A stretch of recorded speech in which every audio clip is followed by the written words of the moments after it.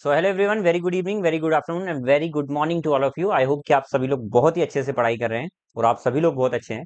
And जैसा कि आप सभी लोग जानते हैं कि हम एसएससी जीडी के प्रैक्टिस सेट यहाँ पर कवर कर रहे हैं, जो आपके प्रीवियस ईयर क्वेश्चन हो चुके हैं। जो आपका जीडी का जो एग्जाम 2024 में आपका कंडक्ट हुआ था, उसके प्रीलिम्स के टीयर 1 के पूरे क्वेश्चंस यहाँ पर प्रैक्टिस करने वाले हैं। तो मैथ्स के जो क्वेश्चन आपके 23 फेब की शिफ्ट में आए थे, थर्ड शिफ्ट में, उसके पूरे 20 क्वेश्चन हम यहाँ पर प्रैक्टिस करने वाले हैं। आप में से कोई भी भाई हमारे चैनल पर पहली बार आया भाई, चैनल को सब्सक्राइब जरूर करें। अगर वीडियो पसंद आता है तो लाइक जरूर करें, बेल आइकन को हिट कर दें ताकि नेक्स्ट वीडियो का नोटिफिकेशन आपके घर तक आ जाए। ठीक है। और आप लोगों की क्वेरीज आ रही थी, मेरे पास मैसेजेस आ रहे थे, मुझे कमेंट में लिखकर आप लोगों ने बताया कि सर डॉक्यूमेंट वेरिफिकेशन के टाइम पर दिक्कत आ रही। कुछ बच्चे जिनके सर्टिफिकेट जो है क्रूशियल डेट के बाद के थे या पहले के थे, ईडब्ल्यू सर्टिफिकेट में, और उसके बाद ओबीसी में क्रीमी लेयर क्या होता है, नॉन क्रीमी लेयर क्या होता है, इसके रिगार्डिंग आप लोगों के फॉर्म रिजेक्ट हो जाते हैं या फिर आप बाद में एग्जामिनेशन से अगर बाहर हो जाते हैं, आपको इस तरीके का अगर कुछ भी डर है, तो उसके लिए मैं एक प्रॉपर वीडियो बनाकर ला रहा हूँ। मेरी जो एक पुरानी डीवी की जो एक वीडियो डली हुई है डॉक्यूमेंट वेरिफिकेशन की, उसको आप जरूर देख लेना। बाद में अभी जो मैं लाने वाला हूँ, इसमें पूरा प्रॉपर जो लेटेस्ट अपडेट आई हुई है, पूरे प्रॉपर जो ओएम आए हुए हैं पार्लियामेंट के या सुप्रीम कोर्ट का कोई वर्डिक्ट भी आया हुआ है ना, तो उन सभी को लेकर मैं आपको एक दो दिन में वो डालने वाला हूँ, अपलोड करने वाला हूँ, वो वीडियो बनाकर प्रॉपर तरीके से मैं वहां पर डाल दूंगा। आप पूरे रूल समझ लीजिएगा, वहां पर क्या रूल है, किस तरीके का आपका सर्टिफिकेट होना चाहिए, क्या होगा जिससे आपका सर्टिफिकेट रिजेक्ट होगा, और क्या होगा जिससे आपका सर्टिफिकेट रिजेक्ट नहीं होगा। तो आप 2025 की अगर तैयारी कर रहे हैं तो अभी इसी वक्त उस वीडियो को देख लेना जाकर, अभी मतलब जब भी अपलोड करूंगा तब, ताकि आपको आगे प्रॉब्लम ना हो। ठीक है। चलिए, तो पहला क्वेश्चन आपकी स्क्रीन के ऊपर ये रहा, एसएससी जीडी का, जो कि 23 फेब को आया था, थर्ड शिफ्ट में। अनिल एक मेज को 20% हानि पर बेचता है। अनिल ने एक मेज को 20% हानि पर बेचा, फिर वह इसे 160 रुपए अधिक में बेचता है, तो उसे 20% का लाभ होता है। देखिए भैया,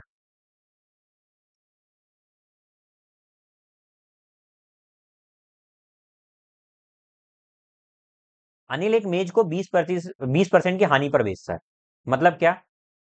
फॉर एग्जाम्पल, सीपी में मान लेता हूँ 100 होगी, हानि पर बेचने का मतलब सर उसने 20% मतलब 80 में बेचा। यदि वह इसे 160 रुपए अधिक में बेचता, मतलब क्या? यदि वह इसे 160 रुपए अधिक में बेचता, तो वह 20% का लाभ अर्जित करता। 20% का लाभ अर्जित करने का मतलब यह हुआ कि सर 120 में बेचा होता। ठीक है, लेकिन उसने क्या बोला? अधिक में बेचता। यदि वह इसे 160 रुपए अधिक में बेचता तो वह 20% का लाभ अर्जित करता। मतलब वो बोला कि यदि वो उसको 160 रुपए और बढ़ा दे, तो 160 रुपए बढ़ाने से क्या होगा? देखो, अभी तक तो क्या बोला था कि अनिल एक मेज को 20% की हानि पर बेचता है, लेकिन वो बोल रहा है यदि वह इसे 160 रुपए अधिक में बेच दे तो उसे 20% का लाभ होगा। 20% का लाभ होने का मतलब क्या हुआ? इसका मतलब सर, पहले जो है वो 20% की हानि में बेच रहा था, लेकिन अगर 160 रुपए बढ़ा देता तो वो 20% प्रॉफिट में बेचता। मतलब ओवरऑल ये कितना इंक्रीमेंट हुआ? 40% का, और वो बोल रहा है 160 बढ़ाने पर हुआ। तो 40% की वैल्यू 160। आपको क्या बोला है? 25% का लाभ अर्जित करने के लिए विक्रय मूल्य कितना होना चाहिए? 25% का लाभ अर्जित करना मतलब हर चीज अपने आप में 100% होती है, मतलब उसको 125% में बेचना होगा। तो 40 की वैल्यू कितनी? 4 गुना। 4 गुना, तो 125 की वैल्यू कितनी? 500 रुपए। सबसे शॉर्टेस्ट सॉल्यूशन बताया, मैं फिर से बता दे रहा हूँ आपको, क्वेश्चन समझ में नहीं आया तो ध्यान से सुनिएगा। क्वेश्चन में बोला है कि अनिल पहले तो क्या था कि भैया 20% हानि पर बेचता था, बाद में उसने क्या करा? 160 रुपए अधिक में बेचा तो उसको 20% का लाभ हो गया। अच्छा, 20% का लाभ कब हुआ, मैं आपसे पूछता हूँ? जब उसने टोटल जो बेचा ना वो 160 रुपए ज्यादा में बेचा। तो भैया यहाँ रुपए में तो 160 है, लेकिन कहीं ना कहीं -20 से +20 में जाने का जो सफर था वो 40% का ही तो रहा। -20 इधर और +20 इधर, तो टोटल 40% कवर हुआ कब?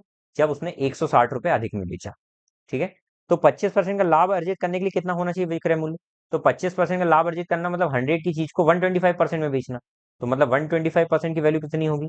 तो 40 की वैल्यू इतनी, तो 125 की कितनी है? तो चॉकलेट कंसेप्ट हम लगाते हैं, तो वो कितना हो जाएगा? 125 फोर जा कितना हो जाएगा? 500। तो 500 रुपये आ जाएगा इसका। Got it. चलिए अगला देखते हैं। 3,000 नहीं है, 30,000 है ये, 30,000। 30,000 रुपए का मूलधन 7% वार्षिक ब्याज, वार्षिक दर से, चक्रवृद्धि ब्याज दर से उधार लिया जाता है। 2 वर्षों बाद धनराशि कितनी हो जाएगी?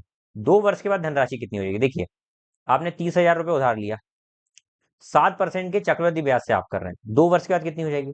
तो 2:1, इसका गोल्डन रेशियो होता है। पहले इसका 7% निकालेंगे तो कितना हो जाएगा? इसका 7%, 2100। फिर इसका 7% निकालूंगा तो कितना हो जाएगा? तो आप बोलेंगे सर 7 1 7, 7 2 14। बस इन दोनों का मल्टीप्लाई करेंगे तो 4200 प्लस 147, तो ये हो जाएगा 4347 ब्याज मिल रहा है सर। 30,000 पहले से था, तो 34,347 हो जाएगा आंसर। ठीक है, ये हमारा सीआई निकला भाई डायरेक्ट। ठीक है। चलिए, एक वस्तु अंकित मूल्य जिसका अंकित मूल्य 48 रुपए, एक वस्तु है जिसका अंकित मूल्य मार्क्ड प्राइस जो है वो 4800 है, लेकिन दुकानदार इस वस्तु पर 18% और 20% की छूट देता है, दो क्रमागत छूट देता है। तो वस्तु को किस मूल्य पर बेचा जाता है? भैया दो छूट दे रहा है, एक 18%, एक 20%। भैया 20% की छूट दो या 18% की दो, दोनों को आगे पीछे दे सकते हैं। इसका मतलब क्या हुआ सर? कि आप पहले 20% की देते फिर 18% की देते, बात एक ही है। तो आप बोलेंगे सर पहले अगर मैं 18% की ही देता हूँ छूट, तो 18% कैसे निकलेगा इसका? 18% अगर निकालेंगे तो 18%, 18 इंटू 48 कर दूंगा, तो कितना हो जाएगा? 18 8 अगर आपको आता है तो बहुत अच्छी बात है, नहीं आता है तो क्या है उसका ऑप्शन? उसका ऑप्शन कुछ नहीं है भाई। 18 8 144 का 4 आ जाएगा, 14 कैरी ओवर, 18 4 कितना होता है? 72, तो कितना हो जाएगा? 86। तो इतना माइनस करना है, अगर मैं से इसमें से इतना माइनस कर दूंगा तो कितना आ जाएगा? जो मुझे इजी लगता है वो मैं बताऊंगा आपको, 2 मिनट देखिएगा बस। ठीक है, तो ये 864 माइनस करना है तो कितना आ जाएगा? 3936। अब इसमें 20% का डिस्काउंट दे रहा हूँ। कितने का? 20% का डिस्काउंट। 20% का डिस्काउंट देने का मतलब 3936 को अपने आप का 4/5 गुना कर दूंगा, तो कितना हो जाएगा? 4 6 24 का 4, 2 यहाँ, 12 और 2 14 का 4, 1 यहाँ, 37 का 7, 3 यहाँ, 12 और 3 15 अपॉन में 5। तो ये हो जाएगा 5 3 15, 5 1 5, 2 इधर, 5 4 20, 3 1 4 एक ही ऑप्शन में आ रहा है, 8.8 यही आंसर आएगा। ठीक है, मैं ये बोलता हूँ आपको, मैंने अभी आपको सबसे स्टार्टिंग में एक लाइन बोली थी कि भाई जरूरी नहीं है कि आप पहले 20% ही निकालें, मतलब डिस्काउंट अगर दो सक्सेसिव डिस्काउंट दिए जा रहे हैं तो पहले 20% का दे दें, बाद में 18% का दे दें, तब भी चलेगा। तो 20% का डिस्काउंट सरल है, 10% होता 480, 20% 960। जैसे ही मैं 960 माइनस करूंगा तो कितना हो जाएगा भाई? मैं बोलता हूँ 1000 माइनस कर दो तो 3840 आ जाएगा, 3840, 3840। अब इसमें से 18% माइनस कर दो, इसका 18% माइनस कर दो। देखो 3840 से अगर इसका 18% माइनस करता हूँ, मैं 10% देखता हूँ तो इसका 10% कितना हो रहा है? बताइए 10% कितना हो रहा है? 384। 20% कितना? 600 के समथिंग मान लो, 700 के, 750 के समथिंग। तो इसमें 750 के समथिंग जाएगा, तो ये कहीं ना कहीं 3100 के समथिंग ही तो आएगा, और 3100 के समथिंग एक ही ऑप्शन है ये। तो ये अप्रोक्सीमेशन से ये सॉल्व हो गया। ठीक है, तो ये स्मार्ट अप्रोच आपको लगाना। वह न्यूनतम मान क्या होगा जिसे 140 में जोड़ा जाए तो ये 5 और 6 पूर्णतः विभाज्य हो जाए? सबसे वह छोटा मान क्या होगा जिसे यदि 140 में जोड़ा जाए तो वो 5 और 6 से दोनों से डिवाइड हो जाए? ये 5 और 6 से दोनों से डिवाइड होने के लिए इन दोनों का एलसीएम जो हो रहा है वो कितना आ रहा है? 30। मतलब ये 30 से डिवाइड होना चाहिए। तो 140 में ऐसा मैं क्या जोड़ दूं कि ये पूरा 30 से डिवाइड है? सबसे छोटा। तो सर 30 से होने का मतलब कि ये जो भी रहेगा उसका एक इसमें जीरो आ रहा है ना, तो लास्ट में एक जीरो आना चाहिए। तो इनमें से देखो ऐड करने पर, इसको जोड़ने पर जीरो नहीं रहेगा, इसको जोड़ने पर नहीं रहेगा। और इसमें बोला न्यूनतम सबसे छोटा, ऐसा क्या जोड़ दूं? तो सर 10 जोड़कर देखूंगा तो ये 150 हो रहा है, 150 में ये 6 से भी डिवाइड हो रहा है। आप काट के देख लीजिए, मतलब 30 से पूरा, अल्टीमेटली 30 से काटना, 30 से पूरा डिवाइड हो रहा है। लेकिन अगर 20 जोड़ते तो ये हो जाता 160, 160 में ये 30 से डिवाइड नहीं होता। ठीक है, और उसमें वैसे भी बोला था सबसे न्यूनतम, तो आंसर यही आता। ठीक है, चलिए। पी क्यू का रेशियो ये दिया हुआ है, क्यू आर का ये दिया हुआ है। अच्छा इसमें देखिए क्या कॉमन है, आप बोलेंगे इसमें क्यू कॉमन है, क्यू इसमें 5 है और इसमें क्यू 3 है। कॉमन बनाना है तो क्या करेंगे? इस 3 का मल्टीप्लाई इसमें, इस 5 का मल्टीप्लाई इसमें, तो क्या हो जाएगा? पी रेशियो क्या हो जाएगा? 3 का मल्टीप्लाई करेंगे तो 18 और 15। और क्यू आर क्या हो जाएगा? 5 का मल्टीप्लाई करेंगे तो 15 और 20। ठीक है, तो यहाँ से पी क्यू और आर कितना हो जाएगा? 18, 15 और 20 हो जाएगा। ठीक है, यहाँ से बोल रहा है क्यू और पी आर का मान कितना होगा, तो क्यू हो जाएगा 15 और पी प्लस आर का मान कितना होगा? 20 प्लस 18, 38। ठीक है, तो 15 और 38 आंसर आ जाएगा, ये आंसर है, ऐड नहीं करना था। ठीक है, चलिए नेक्स्ट। रोहित समान दूरियों की 4 यात्राएं करता। पहली यात्रा में उसकी चार 400 किलोमीटर प्रति घंटे थी। प्रत्येक अगली यात्रा में उसकी चार पिछली यात्रा की आधी हो जाती, मतलब पहले में अगर 400 था, 400 किलोमीटर पर घंटे था, दूसरे में 200 हो जाता उसकी आधा, हाफ, तीसरे में वो हाफ हो जाती फिर, और फिर चौथे में फिर हाफ हो जाती। क्या इतनी बात समझ में आ गई? इतनी हाफ करता है तो वो बोल रहा है उसकी औसत चाल क्या है। पहला डिस्टेंस एक है, दूसरा डिस्टेंस भी एक है, तीसरा भी एक है, चौथा भी एक है। अगर मुझे इनकी एवरेज स्पीड निकालना तो क्या हो जाएगी? इन दोनों का मल्टीप्लाई 400 प्लस इन दोनों का मल्टीप्लाई 200 प्लस इन दोनों का मल्टीप्लाई 100 प्लस इन दोनों का मल्टीप्लाई 50। अपॉन में कितना आ जाएगा? 4। 400, 500, 600, 700, 750, 750 अपॉन में 4 आ जाएगा। इसको डिवाइड करूंगा तो ये तो कुछ भी आ रहा है भाई। ऐसे सॉल्व नहीं होगा, कुछ गलत कर दिया हमने। एवरेज स्पीड ऐसे नहीं निकलेगी ना। इरेज ऑल करें? नहीं, इरेज सिर्फ इतना करते हैं। इतना करिए, यहाँ पर मैंने वेटेड एवरेज लगा दी जो कि गलत है यहाँ पर, ठीक है। एवरेज स्पीड निकालने का सिर्फ एक तरीका होता है। क्या होता है वो? मैंने मान लिया चारों डिस्टेंस वन वन थी, वन वन थी, ठीक है। अच्छा, वन वन क्यों मानना है? डिस्टेंस कोई ऐसी मान लो ना जो इन सबसे कट जाए। पहला वो 400 डिस्टेंस बोलने का चल रहा है, 400 किलोमीटर पर आवर। दूसरी स्पीड उसकी 200 हो गई, आधी आधी करते जा रहे हैं। तीसरी 100 हो गई, और चौथी 50 हो गई। तो इन सबसे काटने वाला कोई डिस्टेंस मान लो, मैं मान लेता हूँ 400 ही डिस्टेंस है सर, 400 ही डिस्टेंस है। क्या जाता है मानने में? तो सर, एवरेज क्या होता है? एवरेज होता है average speed total distance upon में टोटल टाइम। अच्छा, टोटल डिस्टेंस कितना हो रहा है? तो आप बोलेंगे सर ये है डिस्टेंस, तो चार चार चार 1600 हो गया टोटल डिस्टेंस, चार 400 सब मिलाकर। अच्छा, टोटल टाइम कितना हो जाएगा? तो टाइम होता है डिस्टेंस अपॉन में स्पीड। तो इन दोनों को डिवाइड करूंगा तो यहाँ आ रहा है 1 घंटे, इन दोनों को डिवाइड करूंगा तो यहाँ आ रहा है 2 घंटे, इन दोनों को डिवाइड करूंगा तो यहाँ आ रहा है 4 घंटे, इन दोनों को डिवाइड करूंगा तो यहाँ आ रहा है 8 घंटे। 8 2 10, 4 14 और 1 15 घंटे आ गया। चलिए, 5 3 जा 15, 5 3 जा 15, 5 2 जा 10, 320 अपॉन में 3 किलोमीटर प्रति घंटे। Got it? दो संख्याओं का महत्तम समापवर्तक, दो नंबर है जिनका महत्तम समापवर्तक दिया हुआ है। महत्तम समापवर्तक क्या होता है भाई? देखो, लघुत्तम होता है और एक महत्तम होता है।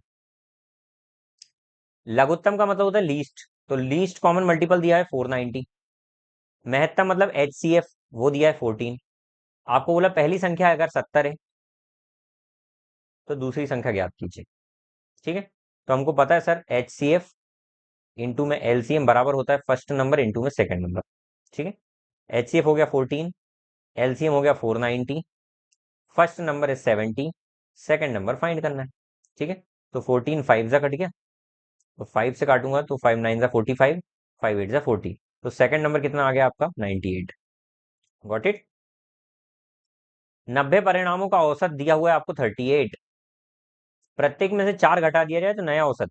हर नंबर में से अगर 4 घटाया जाएगा तो भाई एवरेज भी 4 ही कम होगा। ये कंसेप्ट मैं आपको पहले ही बता चुका हूँ, आज से 18 साल पहले ही मैंने बोला है। यदि किसी नंबर का, मान लेते हैं n नंबर्स का एवरेज a है, और हर नंबर में से मान लो a माइनस करते हैं, तो नए नंबर का एवरेज a माइनस ए हो जाएगा। अगर हर नंबर में a जोड़ते हैं तो नया एवरेज a प्लस ए हो जाएगा। अगर हर नंबर में a मल्टीप्लाई करते हैं तो एवरेज a इंटू में a हो जाएगा।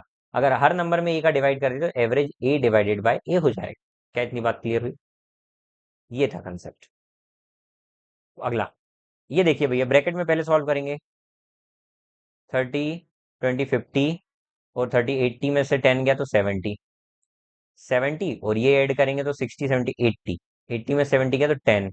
अब यहाँ देखिए डिवाइड करेंगे तो ये 5 बार में। भैया क्वेश्चन को डिस्ट्रीब्यूट करना है आपको, प्लस माइनस करके और ब्रैकेट करके, ठीक है। तो 58 माइनस में 5 प्लस 10, तो कितना हो जाएगा? 63 आंसर आ जाएगा, ठीक है। अगला क्वेश्चन, 5 विषयों में से 3 विषयों में राकेश के औसत अंक, 5 में से 3 का औसत अंक 80 है, अंतिम 3 के औसत अंक 92 है। यदि तीसरे विषय में, थर्ड में उसको 51 नंबर मिले हैं, 51 नंबर, तो 5 विषयों का औसत निकालिए। एक बात बताइएगा मुझे ध्यान से देखकर, कि सर पहले 3 में 80 मिले, तो पहले 3 का अगर मैं सम निकालूंगा तो कितना हो जाएगा? 240 हो जाएगा मल्टीप्लाई करके। अगर आखिरी 3 का मैं सम निकालूंगा तो इन तीनों को मल्टीप्लाई करेंगे तो 276, एक सेकंड, 92 है ना, 9 3 27, 270 और 6, 276 हो जाएगा। तो ये जो टोटल सम आएगा, इसमें एक बात बताना, जैसे 5 संख्या है 1 2 3 4 5, तो इसमें क्या हो रहा है ना काउंटिंग में, फर्स्ट 3 बोला है, इसका मतलब कौन सी 3? ये 3। अच्छा, फिर बोला लास्ट 3 का एवरेज दिया हुआ है, तो वो कौन सी लास्ट 3? ये हो जाएगी। तो इसमें ये जो थर्ड नंबर है ना, ये रिपीट हो रहा है भैया। तो कहीं ना कहीं ये तीसरे और आखिरी तीसरे को जब मैं ऐड करके लाऊंगा, इन दोनों को अगर मैं ऐड करता हूँ, तो 6 एक यहाँ, ये 516 जो सम आ रहा है, इसमें कहीं ना कहीं 11वां नंबर डबल रिपीट हो रहा है। तो अगर इसमें से मैं 11वां नंबर माइनस करना, थर्डवां नंबर, सॉरी थर्डवां नंबर, थर्ड नंबर, अगर मैं इसमें से थर्ड नंबर जो कि 51 है माइनस कर दूंगा, तो ये जो औसत, ये जो माइनस करने के बाद निकल कर आएगा 465, ये कहीं ना कहीं 5 का सम होगा 465, 5 का सम 465। तो इनका अगर एवरेज निकालना है, एवरेज निकालना है, तो वो क्या हो जाएगा? 465 डिवाइड बाय 5, 5 9 जा 45, 5 3 जा 15, तो ये आ गया 93, ठीक है। चलिए, एक वस्तु का अंकित मूल्य 1850 है, यदि इस वस्तु को 60% की छूट दी जाती है तो विक्रय मूल्य ज्ञात करिए। भैया 1850 इसका क्या है? अंकित मूल्य।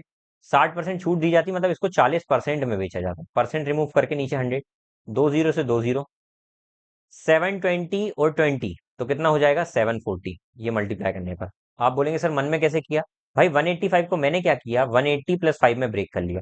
180 का 4 गुना किया तो 720, और 5 का जो ये 5 है इसका 4 गुना 20, तो 720 और 20 740 ऐसे ऐड करना है। ठीक है, आपको प्रैक्टिस के टाइम में ही माइंड में कैलकुलेशन करना भाई, तभी आपका माइंड स्ट्रांग होगा और एग्जाम में कैलकुलेशन मन में कर पाए। ठीक है, मन में मतलब माइंड से कर पाओ। यदि किसी संख्या के 25% में से 75 घटा दिया जाए तो परिणाम 1225 आता है। अच्छा वाह, तो उसका मान ज्ञात करिए, उस संख्या का मान ज्ञात करिए। तो 25% की वैल्यू कितनी हो गई, अगर मैं 75 को उधर ले आऊंगा तो वो हो गई 1300। वो बोल रहा है उस संख्या को निकालिए, मतलब 100% को निकालिए, तो कहीं ना कहीं इसका 4 गुना ही तो निकलेगा ना, तो इसका 4 गुना कर देंगे तो वो कितना हो जाएगा 5200। इतना इजी क्वेश्चन दिया जीडी में। ठीक है, 15 आदमी एक घर को 18 दिन में बना सकते हैं, तो 12 आदमी कितने दिन में? 15 आदमी भैया मिलते हैं तो 18 दिन में काम कंप्लीट करते हैं। अगर 12 आदमी मिलेंगे तो कितने दिन में करेंगे? इस तरीके का कंसेप्ट होता है ना, कि जितने पर्सन उतने दिन बराबर में दूसरे पर्सन इटनू में दूसरे दिन। ठीक है, तो यहाँ पर हम काट देते हैं भैया, 6 2 जा 18, 6 3 जा 18, तो 45 अपॉन में 2 आ जाएगा इतने डेज, तो इसको हम बोलते हैं उर्फ 22.5 डेज। Got it? चल इसको डिवाइड करते हैं भैया। हाँ, 4 6 जा 24, 4 22 जा, अरे माइनस करना है ना इसको, तो डायरेक्ट माइनस करेंगे तो 4 आ जाएगा और 64 आ गया। अब देखिए 96 मल्टीप्लाई में 2 डिवाइडेड बाय 64 चल रहा था, प्लस में 43 इंटू 3 डायरेक्ट कर दें। हम क्या बोलते हैं जब भी ऐसा क्वेश्चन आता है ना, प्लस माइनस और ब्रैकेट से अलग कर लो क्वेश्चन को। ठीक है, तो एक पार्टीशन ये हुआ, एक पार्टीशन ये। 43 थ्री जा कितना हो जाएगा, तो 43 जा 120 और 9 129। 16 4 जा 64, 16 6 जा। ठीक है, उसके बाद और कट रहा है, 2 2 जा 4, 2 3 जा, 2 से कर रहा है मतलब 32 से ये दोनों कट रहे थे, ये 2 से 2 कट गया, तो 3 प्लस 129 ये कितना हो जाएगा 132। ये आ गया आपका आंसर। Got it? चलिए अगला क्वेश्चन देखें। जे के और एल मिलकर एक पुस्तक को 20 दिन में पढ़ सकते हैं। जे के और एल मिलकर एक पुस्तक को 20 दिन में पढ़ सकते हैं। जे और के मिलकर उसी पुस्तक को 25 दिन में पढ़ सकते हैं। तो बोल रहा है एल अकेले कितने दिन में पढ़ेगा? मैं बोलता हूँ दोनों से साथ में पढ़वाओ तो इनकी एफिशिएंसी, इनका जो टोटल वर्क 100 आएगा, तो यहाँ से 25 फोर जा और 25 जा, ये एफिशिएंसी आ गई। अगर तीनों की एफिशिएंसी 5 है, उसमें से जे और के की 4 है, तो एल की एफिशिएंसी 1 रही होगी। तो एल जो है, एल की एफिशिएंसी 1 है, तो वो 100 जो काम है, 100 पुस्तक है, वो कितने दिन में पढ़ेगा? तो आप बोलेंगे सर 100 पुस्तक जो है एक की क्षमता से, एल की क्षमता से डिवाइड करूंगा तो 100 डेज में ही पढ़ेगा। समझ में आ गया, 100 डेज में ही पढ़ेगा। ठीक है, चलिए अगला देखते हैं। एक बल्ब, क्या बोला जा रहा है, एक बल्ब के क्रय मूल्य और विक्रय मूल्य का अनुपात इतना है। एक बल्ब के क्रय मूल्य और विक्रय मूल्य का अनुपात इतना है, 20 से 25। तो लाभ प्रतिशत बताइए, लाभ कितना हो रहा है सर, 5 का लाभ हो रहा है, कितने पर, 20 पर। तो फ्रैक्शन में लाऊंगा तो 1/4 डायरेक्ट जानते, 25% नहीं जानते तो 100 का मल्टीप्लाई करके 25% लाएंगे, इसको परसेंटेज में कन्वर्ट करते हैं, क्योंकि फ्रैक्शन को परसेंटेज में ले जाने के लिए आपको कितने का मल्टीप्लाई करना होता है, 100 का। What it? मोनिल की मासिक आय 18% की कमी हो जाती है। मोनिक की मासिक आय में मान लेते हैं 100% आय है, 18% की कमी हो जाती है, और उसकी मासिक आय में लगभग कितने प्रतिशत की वृद्धि होनी चाहिए? अच्छा ऐसा बोला जा रहा है, मोनिक की जो मासिक आय है वो 100 थी, अगर इसमें 18% की कमी हो जाए तो वो कितनी हो जाएगी, 82 हो जाएगी। बोल रहा है उसकी मासिक आय में लगभग कितने प्रतिशत की वृद्धि हो ताकि वही आय आ जाए? तो आप बोलेंगे सर 18 की ही वृद्धि हो, लेकिन अब 82 पर हो, परसेंट में जाने के लिए 100 का मल्टीप्लाई, तो वो लगभग बोल रहा है ना, लगभग। तो 2 9 जा 18, 2 4 जा 2 1 जा, तो 900 अपॉन में 41। ठीक है, तो 41 के टेबल में कितने बार में जाएगा, 2 बार में, 82 आ गया, फिर 8 आ गया। तो भैया एक बार में देखो 2 और 80 आ रहा है ना, लगभग 1 पॉइंट समथिंग, 21 पॉइंट समथिंग आएगा ना, तो इसके पास नहीं है, लगभग इसके पास है। तो 21.9 के समथिंग आ रहा है, तो वो हमें अप्रॉक्स यही बोलेंगे, लगभग। ठीक है, सबसे पास। एक शंकु की ऊंचाई इतनी है, एक शंकु की हाइट, शंकु मतलब होता है कोन, शंकु मतलब क्या होता है, कोन, लाइक दिस। उसकी हाइट दी हुई है, उसकी रेडियस दी हुई है कितनी, 14। आपसे बोला गया है उसका आयतन निकालिए। वॉल्यूम ऑफ कोन निकालने का फॉर्मूला क्या होता है, तो वो होता है 1/3 pi, pi R square H. R square H मतलब क्या, 14 का स्क्वायर इंटू में एच कितना, ये फॉर्मूला लिख देता हूँ, 1/3 पाई रेडियस का स्क्वायर इंटू में हाइट। ठीक है, तो क्या हो जाएगा भैया, आप बोलेंगे सर 3 5 जा 15 हो जाएगा। ठीक है, 22 इंटू में 14 इंटू में 14 इंटू में 5 अपॉन में 7, यहाँ 7 2 ज़ा 14 कर दिया, ठीक है। 2 5 ज़ा 10, 14 2 ज़ा 28, 28 इंटू में 11 इंटू में 10, 10, ठीक है। तो आ जाएगा 0, और 8 8 टू 10 का 0, 1 यहाँ हाथ 3, 3080 इसका आंसर आ जाएगा, ठीक है। चलिए, एक व्यक्ति साधारण ब्याज पर 3% की वार्षिक दर से एक निश्चित धनराशि उधार ली और 25 वर्षों में प्राप्त ब्याज उधार दी धनराशि को 600 कम है। ध्यान से सुनिएगा, एक व्यक्ति ने 3% की वार्षिक दर पर एक निश्चित धनराशि उधार ली, 25 वर्षों में प्राप्त ब्याज, 25 वर्षों में कितना लगेगा 3% के हिसाब से, तो आप बोलेंगे सर वो हो जाएगा 75%। तो वो उधार दी गई धनराशि से 600 रुपए कम है। 25 वर्षों में प्राप्त ब्याज उधार दी गई राशि से 600 रुपए कम है। भैया उधार दी गई राशि कहीं ना कहीं 100% होगी अपने आप में प्रिंसिपल, तो उससे ये जो मिल रहा है ये सिंपल इंटरेस्ट है। ये कहीं ना कहीं कितना कम है, टोटल जो 25 साल में मिला वो 25% कम है, और वो कितना बोल रहा है 600 रुपए कम है। 25% की वैल्यू 600 रुपए, तो 100% की वैल्यू ही तो होती है ना, तो वो 4 गुना, तो कितनी हो जाएगी 2400। ये आ गई चॉकलेट कंसेप्ट से। नेक्स्ट क्वेश्चन और लास्ट क्वेश्चन भाई, एक मिश्रण में पानी और दूध का अनुपात जो है वो 8:21 है। इसमें दूध और पानी यदि इसमें दूध पानी से 26 लीटर अधिक है, दूध पानी से कितना अधिक है भाई यहाँ पर, तो आप बोलेंगे सर 13 अधिक है, लेकिन वो कितना बोल रहा है 26 लीटर अधिक है। तो मिश्रण में दूध की मात्रा कितनी है, मिश्रण में दूध की मात्रा 21 है, तो 13 की वैल्यू 26 मतलब कितने गुना, 2 गुना, तो 21 की वैल्यू कितनी, 2 गुना मतलब 42 लीटर। ये आंसर है आपका, ठीक है। चलिए अगला, चलिए नेक्स्ट क्वेश्चन हो गया भाई कंप्लीट, आपके 20 क्वेश्चन ये हो गए कंप्लीट। तो मिलते हैं फिर अगली क्लास में 23 फेब की 4th शिफ्ट के साथ। तब तक के लिए अपना प्यार बनाए रखें, मिलते हैं अगली क्लास में, तब तक के लिए अपना ध्यान रखिए, मस्त रहिए, व्यस्त रहिए और पढ़ते रहिए भाई, ठीक है। डिमोटिवेट होने की जरूरत नहीं है, अच्छे से पढ़ाई करते रहिए। मिलते हैं अगली क्लास में। Thank you so much class, thanks for watching this video.